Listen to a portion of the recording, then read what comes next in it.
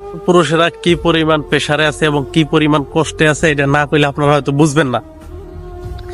এই 5ই আগস্ট সরকার যাওয়ার পরে কত লোক বা কত গোষ্ঠী আন্দোলন করলো, এই যে হিন্দুরা আপনার আন্দোলন করলো, সংখ্যালঘু আন্দোলন করলো, পাহাড়িরা আন্দোলন করলো, সরকারি যারা চাকরি করছে তারা আন্দোলন করছে, যারা বেসরকারি চাকরি করছে তারা আন্দোলন করছে, আনসাররা আন্দোলন করছে, আন্দোলন সব করছে। এবং এই যে আপনার যারা এটা কি বলে যে যৌনকর্মী, এরাও আন্দোলন করছে, সাংবাদিক এরাও আন্দোলন করছে, সবাই আন্দোলন করছে।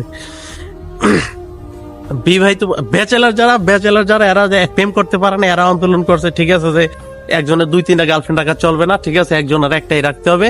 কিন্তু বিবাহিত যারা পুরুষ এরা খুব কষ্টে আছে, এই কষ্টটা কারো কাছে বলতে পারতেছে না। এই লোকেরা এই মানে কি বলবো, এই লোকেরা এই কষ্ট তো আছেই। ঠিক আছে, আরো একটা ভয় যে এই ভয় যদি আন্দোলন করি, ধরেন আমরা আন্দোলন করলাম যে বিবাহিতরা ঠিক আছে খুব কষ্টে আছি, প্রেসারে আছি, আমাদের এটার একটা সুযোগ করে দিতে হবে যাতে বউরা আমাদের প্রেসার না দিতে পারে।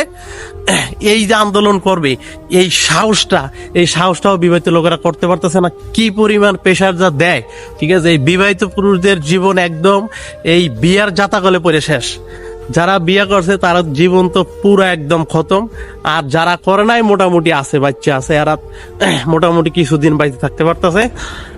যারা বিয়ে করেন নাই করা দরকার নাই ভাই, বিয়ে করছেন তো মনে করেন যে জীবন শেষ, জীবন বরবাদ। তুই চিন্তা করে দেখ ভূপেন, নারী জাতির ছলনায় পড়ে মানুষ কিভাবে ধ্বংস হয়ে যায়।